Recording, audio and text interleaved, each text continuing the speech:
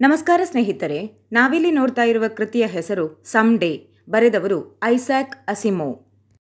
ನಿಮ್ಮ ಎಕ್ಸಾಮ್ ಪ್ರಿಪರೇಷನ್ನ ಕೊನೆಯ ಕ್ಷಣದವರೆಗೂ ಸಹಾಯಕವಾಗುವ ವಿಡಿಯೋಗಳನ್ನು ಕೊಡುವಂತಹ ಈ ಚಾನಲನ್ನು ಸಬ್ಸ್ಕ್ರೈಬ್ ಮಾಡಿ ಹಾಗೂ ಧನ್ಯವಾದಗಳನ್ನು ತಿಳಿಸಿ ಅಂತ ಕೇಳಿಕೊಳ್ಳುತ್ತೇನೆ. ಕೃತಿಕಾರರಾದ ಐಸಾಕ್ ಅಸಿಮೋವ್ ಅವರು ಜನವರಿ 2, 1920 ಹುಟ್ಟಿದ್ರು. ಏಪ್ರಿಲ್ 6, 1992 ಡೆತ್ ಆದರು. American writer and professor of biochemistry. ಇವರೊಬ್ಬರು ಅಮೆರಿಕ ದೇಶದ ರೈಟರ್ ಆಗಿದ್ದಾರೆ ಹಾಗೂ ಬಯೋಕೆಮಿಸ್ಟ್ರಿ ವಿಭಾಗದ ಪ್ರೊಫೆಸರ್ ಕೂಡ ಆಗಿದ್ದಾರೆ. Some Day is a science fiction short story. ಇದೊಂದು ಸೈನ್ಸಿಗೆ ರಿಲೇಟ್ ಆದಂತಹ ಶಾರ್ಟ್ ಸ್ಟೋರಿ ಆಗಿದೆ. ಇದರಲ್ಲಿ ಮುಖ್ಯವಾಗಿ ನಾವು 2 ಕ್ಯಾರೆಕ್ಟರ್ಸನ್ನು ನೋಡ್ತೇವೆ. ಫಸ್ಟ್ ಕ್ಯಾರೆಕ್ಟರ್ ಬಂದು ನಿಕೋಲೋ ಮ್ಯಾಸ್ಡಿ. ಪಾಲ್ ಲೋಬ್ ಎನ್ನೋದು ಇನ್ನೊಂದು ಕ್ಯಾರೆಕ್ಟರ್. ಇವರಿಬ್ಬರ ಮಧ್ಯೆ ನಡೆಯುವಂತಹ ಕತೆ ಒಂದು ಸೈನ್ಸ್ ಫಿಕ್ಷನ್, ಒಂದು ಸೈನ್ಸ್ ಫ್ಯಾಂಟಸಿ ಶಾರ್ಟ್ ಸ್ಟೋರಿ ಆಗಿದೆ. ಇದರಲ್ಲಿ ಒಂದು ರೋಬೋಟ್ ಮುಖ್ಯ ಪಾತ್ರವನ್ನು ವಹಿಸ್ತದೆ. ಈ ಕೃತಿ ಬಂದು 1956 ಆಗಸ್ಟಲ್ಲಿ ಇನ್ಫಿನಿಟಿ ಸೈನ್ಸ್ ಫಿಕ್ಷನ್ ಅನ್ನೋ ಒಂದು ಮ್ಯಾಗಝಿನಲ್ಲಿ ಪಬ್ಲಿಷ್ ಆಗಿತ್ತು.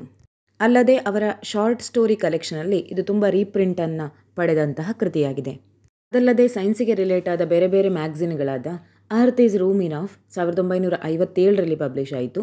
ದ ಕಂಪ್ಲೀಟ್ ರೋಬೋಟ್ ಅನ್ನುವ ಮ್ಯಾಗಝಿನಲ್ಲಿ 1992 ಈ ಕೃತಿ ಪಬ್ಲಿಷ್ ಆಯಿತು. ರೋಬೋಟ್ ವಿಷನ್ 1990 ಹಾಗೆ ದ ಕಂಪ್ಲೀಟ್ ಸ್ಟೋರೀಸ್ ಅನ್ನುವ ವಾಲ್ಯೂಮ್ 1 1990 ಈ ಮ್ಯಾಗಝಿನ್ ಈ ಕೃತಿ ಈ ಶಾರ್ಟ್ ಸ್ಟೋರಿ ಏನಿದೆ ಪಬ್ಲಿಷ್ ಆಗಿದೆ. ಇದು ತುಂಬ ಪ್ರಾಕ್ಟಿಕಲ್ ಆಗಿ ಯೋಚನೆ ಮಾಡುವಂಥ ಶಾರ್ಟ್ ಸ್ಟೋರಿ ಆಗಿದ್ದು ನಮ್ಮ ಮಧ್ಯೆ ಒಂದು ಹೊಸ ಯೋಚನೆಯನ್ನು ಕ್ರಿಯೇಟ್ ಮಾಡ್ತಿದೆ. 1956 ಪಬ್ಲಿಷ್ ಆಯ್ತಂದರೆ ಸುಮಾರು 70-80 ವರ್ಷಗಳ ಹಿಂದೆಯೇ ಪಬ್ಲಿಷ್ ಆದಂತಹ ಕೃತಿ. ಈಗ ರೋಬೋಟಿಕ್ಸ್ ಅನ್ನೋದು ಒಂದು ದೊಡ್ಡ ತಂತ್ರಜ್ಞಾನವಾಗಿ ಬೆಳೆದಿದೆ. ರೋಬೋಗಳ ಡಿಫ್ರೆಂಟ್ ಯೂಸೇಜ್ ಏನು ಅಂತ ನಾವು ನೋಡಿದ್ದೇವೆ. ಆದರೆ 70-80 ವರ್ಷದ ಹಿಂದೆ ರೋಬೋ ಕಾನ್ಸೆಪ್ಟ್ ತುಂಬ ಅಪರೂಪ ಆಗಿರ್ಬೋದು, ಆಗಷ್ಟೇ ಹುಟ್ಟಿರ್ಬೋದು, ಇಷ್ಟೊಂದು ಡೆವಲಪ್ಮೆಂಟ್ ಸಾಧ್ಯವೇ ಇಲ್ಲ. ಆದರೂ ಐಸಾಕ್ ಅಸಿಮೋವ್ ಅವರು ತುಂಬ ಡೆವಲಪ್ ಆಗಿ ತುಂಬ ಫಾರ್ವರ್ಡ್ ಆಗಿ ಬಂದು ಯೋಚನೆ ಮಾಡಿದ್ದಾರೆ. ಅದರ ಮೇಲೆ ಐಸಾಕ್ ಅಸಿಮೋವ್ ಅವರು ಏನು ಯೋಚನೆ ಮಾಡ್ತಾರೆ ಅಂದರೆ, ನನ್ನ ಕೃತಿ ರೀಡರ್ಸಿಗೆ ಹೋಗುವ ಮುಂಚೆಯೇ ರೋಬೋಟಿಕ್ಸ್ ಈ ಪ್ರಪಂಚವನ್ನು ಆಳ್ತದೆ ಎನ್ನುವ ಅರ್ಥವನ್ನು ಒಳಗೊಂಡಿದೆ. ಇದು ಒಂದು ಫ್ಯೂಚರಿಸ್ಟಿಕ್ ಶಾರ್ಟ್ ಸ್ಟೋರಿಯಾಗಿದೆ. ಈ ಕಂಪ್ಯೂಟರ್ಸ್ಗಳು ಕೂಡ ಸೆಂಟ್ರಲ್ ರೋಲನ್ನು ಪ್ಲೇ ಮಾಡ್ತಿದೆ. ಈಗಿನ ಸಿಚುವೇಶನ್ ಗಮನಿಸಿದರೆ ಎಲ್ಲ ಕ್ಷೇತ್ರಗಳಲ್ಲೂ ಕಂಪ್ಯೂಟರ್ ತನ್ನ ಛಾಪು ಮೂಡಿಸಿದೆ. ಮನೆಯಲ್ಲಿರ್ಬೋದು, ಬ್ಯಾಂಕಿಂಗಲ್ಲಿರ್ಬೋದು, ಇಂಡಸ್ಟ್ರಿಗಳಲ್ಲಿರ್ಬೋದು, ಕಂಪನೀಸಲ್ಲಿರ್ಬೋದು, ಎಲ್ಲ ಕಡೆ ನಾವು ಕಂಪ್ಯೂಟರ್ಸನ್ನು ನೋಡ್ತೇವೆ. ಎಲ್ಲದಕ್ಕಿಂತ ಹೆಚ್ಚಾಗಿ AI ಅಥವಾ ಆರ್ಟಿಫಿಷಿಯಲ್ ಇಂಟೆಲಿಜೆನ್ಸಿ ಎಲ್ಲ ಕ್ಷೇತ್ರವನ್ನು ಕವರಪ್ ಆಗಿದೆ. 2024ಕ್ಕೆ ಕಂಪೇರ್ ಮಾಡಿದರೆ ಇದೊಂದು ದೊಡ್ಡ ವಿಷಯಗಳೇ ಅಲ್ಲ. ಆದರೆ 70-80 ವರ್ಷ 1956 ಐಸಾಕ್ ಅಸಿಮೋವ್ ಅವರು ಈ ಕಂಪ್ಯೂಟರ್ ಮತ್ತು AI ಇಷ್ಟೊಂದು ಫಾರ್ವರ್ಡ್ ಆಗಿ ಎಲ್ಲ ಕ್ಷೇತ್ರವನ್ನು ಕವರಪ್ ಆಗ್ತದೆ ಅನ್ನೋದನ್ನು ಕರೆಕ್ಟಾಗಿ ಬರೆದಿದ್ದಾರೆ. ಇದು ತುಂಬ ವಿಶೇಷ ಅನ್ನಿಸ್ತದೆ. ಇಡೀ ಗ್ಲೋಬನ್ನೇ ಕಂಪ್ಯೂಟರ್ ತನ್ನ ಸಾಮ್ರಾಜ್ಯವನ್ನಾಗಿ ಮಾಡಿಕೊಳ್ತದೆ. ನಾವು ಶಾರ್ಟ್ ಸ್ಟೋರಿಯ ಕಡೆಗೆ ಬರೋದಾದರೆ ಇಲ್ಲಿ 2 ಕ್ಯಾರೆಕ್ಟರ್ಸ್ಗಳಿದೆ ಅಂತ ಆಲ್ರೆಡಿ ಹೇಳಿದೆ. ನಿಕೋಲೋ ಮ್ಯಾಸ್ಡಿ ಮತ್ತು ಪೌಲ್ ಲೋಬ್. ಇವರಿಬ್ಬರು ಒಂದು ಕಂಪ್ಯೂಟರನ್ನು ಆಪರೇಟ್ ಮಾಡ್ತಾ ಇದ್ರು.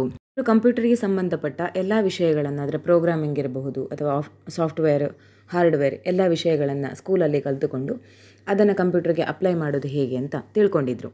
ಅವರದನ್ನು ಕಂಪ್ಯೂಟರ್ಗೆ ಫೀಡ್ ಮಾಡ್ತಾ ಇದ್ರು. ಹಾಗೂ ಇದೊಂದು ಫ್ಯೂಚರಿಸ್ಟಿಕ್ ಶಾರ್ಟ್ ಸ್ಟೋರಿ ಆಗಿದೆ. ಇಬ್ಬರು ಕ್ಯಾರೆಕ್ಟರ್ಸ್ಗಳ ಜೊತೆ ಓಲ್ಡ್ ಬಾರ್ಡ್ ಅನ್ನುವ ಒಂದು ಸಣ್ಣ ಕಂಪ್ಯೂಟರ್ ಇತ್ತು. ಓಲ್ಡ್ ಬಾರ್ಡ್ ಆ ಚೈಲ್ಡ್ಸ್ ಕಂಪ್ಯೂಟರ್. ಅದನ್ನು ಅಪ್ಗ್ರೇಡ್ ಮಾಡಬೇಕಾಗಿತ್ತು. ಒಂದಷ್ಟು ಬೇರೆ ಬೇರೆ ಆ್ಯಕ್ಟಿವಿಟಿಗಳನ್ನು ಆ್ಯಡ್ ಮಾಡಬೇಕಾಗಿತ್ತು. ಚೈಲ್ಡ್ ಕಂಪ್ಯೂಟರ್ನ ಮೇನ್ ಫೀಚರ್ಸ್ ಬಂದು ಅದು ಫ್ಯಾರಿ ಟೇಲ್ಸನ್ನು ಹೇಳ್ತಾ ಇತ್ತು. ಎಕ್ಸಾಂಪಲ್, ಬಿಸ್ನೆಸ್ ರಿಲೇಟ್ ಆದ ಕಂಪ್ಯೂಟರ್ಗಳು ಅದಕ್ಕೆ ಸಂಬಂಧಪಟ್ಟ ಟ್ಯಾಲಿ ಇರ್ಬೋದು, ಅಕೌಂಟನ್ನು ನೋಡುವಂತಹದ್ದಿರ್ಬೋದು, ಎಲ್ಲ ಆ್ಯಪ್ಗಳನ್ನು ಒಳಗೊಂಡಿರ್ತದೆ, ಸಾಫ್ಟ್ವೇರ್ಗಳನ್ನು, ಅಪ್ಲಿಕೇಶನ್ಗಳನ್ನು ಒಳಗೊಂಡಿರ್ತದೆ. ಹಾಗೆ ಬ್ಯಾಂಕಿಂಗ್ ಇದು ನೋಡಿದರೆ ಅದಕ್ಕೆ ಸಂಬಂಧಪಟ್ಟ ಅಪ್ಲಿಕೇಶನ್ ಇರ್ತದೆ. ಹಾಗೆ ಈ ಚೈಲ್ಡ್ ಕಂಪ್ಯೂಟರ್ ಇವರು ಏನು ಯೂಸ್ ಮಾಡ್ತಾ ಇದ್ರು, 2 ಕ್ಯಾರೆಕ್ಟರ್ಸ್. ಇಲ್ಲಿ ಈ ಕಂಪ್ಯೂಟರ್ನ ಸ್ಪೆಷಾಲಿಟಿ ಅಂದರೆ ಅದರಲ್ಲಿ ಫ್ಯಾರಿ ಟೇಲ್ಸ್ ಇತ್ತು. ಈ ಇಬ್ಬರು characters the boys download a book about computers into the bard's memory. Bard ಅಂದರೆ ಇಲ್ಲಿ ಕಂಪ್ಯೂಟರ್, ಆ ಓಲ್ಡ್ ಬಾರ್ಡ್ ಅನ್ನೋದು ಕಂಪ್ಯೂಟರ್ನ ಹೆಸರು. ಅದಕ್ಕೆ ಇಬ್ಬರು ಕ್ಯಾರೆಕ್ಟರ್ಸ್ ಬಾಯ್ಸ್ ಯಾರಿದ್ದಾರೆ ಅವರು ಬೇರೆ ಬೇರೆ ಬುಕ್ಗಳನ್ನು ಡೌನ್ಲೋಡ್ ಮಾಡಿ ಅದರ ಮೆಮೊರಿಗೆ ಫೀಡ್ ಮಾಡ್ತಾ ಇದ್ರು. ಈಗಿನ ನಮ್ಮ ಸಿಚುವೇಶನ್ಗೆ ಇದು ಕಾಮನ್ ವಿಷಯ ಆಗಿದೆ. ನಾವು ಬೇಕಾದ ಕಂಪ್ಯೂಟರ್ಗೆ ಏನೇನೋ ಫೀಡ್ ಮಾಡ್ತೇವೆ, ಹಾಗೆ ಅದರಿಂದ ಡೌನ್ಲೋಡ್ ಮಾಡ್ಕೊಳ್ತೇವೆ. ಅಪ್ಲೋಡ್ ಡೌನ್ಲೋಡ್ ಎಲ್ಲ ಸಾಮಾನ್ಯ ಆಗಿದೆ. ವಿಶೇಷತೆ ಅಂದರೆ ಈ ಐಸಾಕ್ ಅಸಿಮೋವ್ ಅವರು ಈಗಿನ 2024 ಕಂಟೆಂಪರರಿ ರೈಟರ್ ಎಲ್ಲ ಬದಲಾಗಿ 1956 ಈ ವಿಷಯಗಳನ್ನು ಅಷ್ಟೊಂದು ಕರೆಕ್ಟಾಗಿ ಅನಲೈಸ್ ಮಾಡಿದ್ದಾರೆ. ಫೀಡ್ ಮಾಡ್ತಾ ಇರಬೇಕಾದ್ರೆ ಆ ಬಾಯ್ಸ್ ಸಡನ್ನಾಗಿ ಒಂದು ಯೋಚನೆ ಮಾಡ್ತಾರೆ. ಏನಂದರೆ, ನಾವು ಲೈಬ್ರರಿಗೆ ಹೋಗುವ, ಲೈಬ್ರರಿಯಲ್ಲಿ ಸ್ವಿಗಲ್ಸ್ ಅಂತ ಇದೆ. ಸ್ವಿಗಲ್ಸ್ ಅಂದರೆ ಅದು ರೈಟಿಂಗಲ್ಲಿ ಸೀಕ್ರೆಟ್ ಕೋಡನ್ನು ಲ್ಯಾಂಗ್ವೇಜ್ ಕೋಡನ್ನು ಒಳಗೊಂಡಿರುವಂತಹದ್ದು. ಅದನ್ನು ಹೋಗಿ ಕಲಿತು ಅದರ ಮೂಲಕ ಕಂಪ್ಯೂಟರ್ಗೆ ಫೀಡ್ ಮಾಡುವ. ಈ ಸ್ವಿಗಲ್ಸ್ ಅನ್ನೋದು ಸೀಕ್ರೆಟ್ ಕೋಡ್ ಲ್ಯಾಂಗ್ವೇಜ್ ಆಗಿದೆ. ಈ ಇಬ್ಬರು ಕ್ಯಾರೆಕ್ಟರ್ಸ್ ತಮ್ಮ ಬಳಿ ಇದ್ದಂತಹ ಓಲ್ಡ್ ಬಾರ್ಡ್ ಅನ್ನೋ ಕಂಪ್ಯೂಟರ್ಗೆ ಫ್ಯಾರಿ ಟೇಲ್ಸ್ ಸ್ಟೋರಿಗಳನ್ನು ಫೀಡ್ ಮಾಡ್ತಾ ಇದ್ರು. ಹಾಗೆ ಮಾಡ್ತಾ ಮಾಡ್ತಾ ಅವರಿಗೆ ಸಡನ್ನಾಗಿ ಒಬ್ಬನಿಗೆ ಈ ಸ್ವಿಗಲ್ಸ್ ಅನ್ನುವ ಸೀಕ್ರೆಟ್ ಲ್ಯಾಂಗ್ವೇಜ್ ಲೈಬ್ರರಿಯಲ್ಲಿ ಏನಿತ್ತು, ಅದು ರೈಟಿಂಗ್ಸ್ ರಿಲೇಟೆಡ್ ಆದ ಲ್ಯಾಂಗ್ವೇಜ್, ಅದಕ್ಕೆ ಸಂಬಂಧಪಟ್ಟ ಬುಕ್ ಇತ್ತು. ಅದನ್ನು ತಗೊಂಡು ಅದನ್ನು ಸ್ಟಡಿ ಮಾಡಿ ಸೀಕ್ರೆಟಾಗಿ ಕೆಲವು ಲ್ಯಾಂಗ್ವೇಜನ್ನು ಕಂಪ್ಯೂಟರ್ಗೆ ಫೀಡ್ ಮಾಡುವ ಅಂತ ಅವರಿಗೆ ಯೋಚನೆ ಬರ್ತದೆ. ಆಗ ಸಡನ್ನಾಗಿ ಒಬ್ಬ ಹುಡುಗ accidentally kicks the bard's on switch, ಬಾರ್ಡ್ಸಿನ ಒಂದು ಸ್ವಿಚ್ಚನ್ನು ಆಕ್ಸಿಡೆಂಟಾಗಿ ತಪ್ಪಿ ಒತ್ತಿ ಬಿಡ್ತಾನೆ. ಆಗ ಏನಾಗುತ್ತೆ ನೋಡೋಣ. ಆ ಕಡೆ ಲೈಬ್ರರಿಗೆ ಹೋಗಬೇಕಾದ್ರೆ ಸಡನ್ನಾಗಿ ಕಾಲು ಜಾರಿ ಅಥವಾ ಕಾಲು ತಪ್ಪಿ ಅದಕ್ಕೆ ಕಂಪ್ಯೂಟರ್ನ ಸ್ವಿಚ್ ಪ್ರೆಸ್ ಆಗಿ ಹೋಯಿತು. ಆಗ ಸಡನ್ನಾಗಿ ಕಂಪ್ಯೂಟರ್ ಆನ್ ಆಗುತ್ತೆ ಮತ್ತು the border begins reciting a new story, ಒಂದು ಹೊಸ ಸ್ಟೋರಿಯನ್ನು ಹೇಳಲಿಕ್ಕೆ ಬಾರ್ಡ್ ಅಂದರೆ ಕಂಪ್ಯೂಟರ್ ಹೇಳಲಿಕ್ಕೆ ಶುರು ಮಾಡ್ತದೆ, ರಿಸೈಟ್ ಮಾಡಲಿಕ್ಕೆ ಹೋಗ್ತದೆ. ಅದೇನೆಂದರೆ ಒಬ್ಬ ಪೂರ್ ಹುಡುಗ ಇಲ್ಲಿಟ್ರೇಟ್ ಆಗಿ ಅವನೇನೆಲ್ಲ ಸ್ಟ್ರಗಲ್ಸನ್ನು ನೋಡ್ತಾನೆ ಅನ್ನುವ ಕಥೆಯನ್ನು ಕಂಪ್ಯೂಟರ್ ಹೇಳ್ತಾ ಇದೆ. ಹೇಳುವಾಗ ಅದು ತುಂಬ ಸ್ಟಕ್ ಆಗ್ತಾ ಇದೆ, ಮಧ್ಯದಲ್ಲಿ ಏನೇನೋ ಆ ವಿಷಯಕ್ಕೆ ಪಡದಂತಹ ವಿಷಯಗಳು ಬರ್ತಾ ಇದೆ, ಲ್ಯಾಂಗ್ವೇಜ್ ಫ್ಲಿಪ್ಪಾಗಿ ಏನೇನೋ ಹೇಳ್ತಾ ಇದೆ. ಇದೆಲ್ಲವನ್ನು ಗಮನಿಸಿದ ಕ್ಯಾರೆಕ್ಟರ್ಸ್ಗಳು ಅಂದುಕೊಳ್ತಾರೆ, ಇವತ್ತು ಈ ಥರ ಇರುವಂತಹ ಕಂಪ್ಯೂಟರ್ಸ್ ಮುಂದೊಂದು ದಿನ ತುಂಬ ಎಕ್ಸಲೆಂಟಾಗಿ ಬೆಳೀತದೆ, ಎಲ್ಲ ವಿಭಾಗದಲ್ಲಿ ತನ್ನ ಕಾರ್ಯವನ್ನು ಮಾಡ್ತದೆ. ಸಮ್ ಡೇ, ಇವತ್ತಲ್ಲ ನಾಳೆ, ಮುಂದೊಂದು ದಿವಸ ಇದು ತನ್ನ ಕಾರ್ಯಕ್ಷೇತ್ರವನ್ನು ವಿಸ್ತರಿಸ್ತಾ ಎಲ್ಲ ಕ್ಷೇತ್ರದಲ್ಲಿ ಆವರಿಸಿ ಬಿಡ್ತದೆ ಅಂತ ಆ ಇಬ್ಬರು ಕ್ಯಾರೆಕ್ಟರ್ಗಳು ಯೋಚನೆ ಮಾಡ್ತಾರೆ. ಈ ಮಾತುಗಳನ್ನು ಕಂಪ್ಯೂಟರೇ ಹೇಳುವಂತೆ ಆ ಕ್ಯಾರೆಕ್ಟರ್ಸ್ಗಳಿಗೆ ಅನ್ನಿಸ್ತಾ ಇದೆ.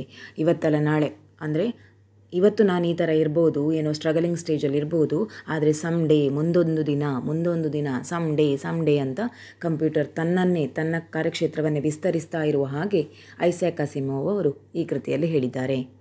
ಕಂಪ್ಯೂಟರ್ ಹೇಳ್ತಾ ಇರುವ ಸಮ್ ಡೇ ಮಾತನ್ನೇ ಅವರು ತನ್ನ ಕೃತಿಗೆ ಟೈಟಲ್ ಆಗಿ ಕೊಟ್ಟಿದ್ದಾರೆ, ಅದೇ ಸಮ್ ಡೇ. ಈಗ ರೋಬೋಸ್ಗಳಿಗೆ ಬೇರೆ ಬೇರೆ ಸ್ಪೀಚ್ ಥೆರಪಿಗಳನ್ನು ಕೊಡುವಂತಹದ್ದು, ಮಾತಾಡುವ ಸ್ಕಿಲ್ಲನ್ನು ಕಳಿಸುವಂತಹದ್ದು, ಅದೇ ರೀತಿ ಇಲ್ಲಿ ಕಂಪ್ಯೂಟರಿಗೆ ಕೂಡ ಈ ಕ್ಯಾರೆಕ್ಟರ್ಸ್ಗಳು ಯೋಚನೆ ಮಾಡ್ತಾರೆ.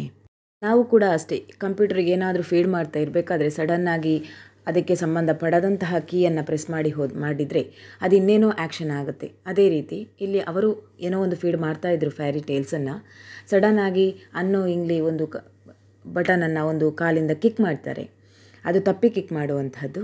ಆಗ ಆಪರೇಟ್ ಆಗುವಂತಹ ಕಂಪ್ಯೂಟರ್ ಆ ಶಾರ್ಟ್ ಸ್ಟೋರಿಗೆ ಬೇರೆ ರೀತಿಯಾದ ಕಾನ್ಸೆಪ್ಟನ್ನು ಕೊಡ್ತದೆ. ತನ್ನ ಬಗ್ಗೆ ತಾನು ಇನ್ನೊಂದಷ್ಟನ್ನು ಮಾತನ್ನು ವಿಸ್ತರಿಸಿ ತನ್ನ ಕಾರ್ಯಕ್ಷೇತ್ರವನ್ನು ತಾನು ಬೆಳೆಯುವ ರೀತಿಯನ್ನು ತಾನು ಮುಂದೊಂದು ದಿವಸ some day I will be somewhat ಅಂತ ಹೇಳ್ತದೆ. ಪ್ರಪಂಚದಲ್ಲಿ ಯಾರು ವೈಸ್, ಬ್ರಿಲಿಯಂಟ್ ಅಥವಾ ಎಕ್ಸಲೆಂಟ್, ಇಂಟೆಲಿಜೆಂಟ್ ಅಂತ ಇದ್ದಾರೆ ಅವರೆಲ್ಲರನ್ನ ಮೀರಿ ಕಂಪ್ಯೂಟರ್ ನಿಲ್ತದೆ.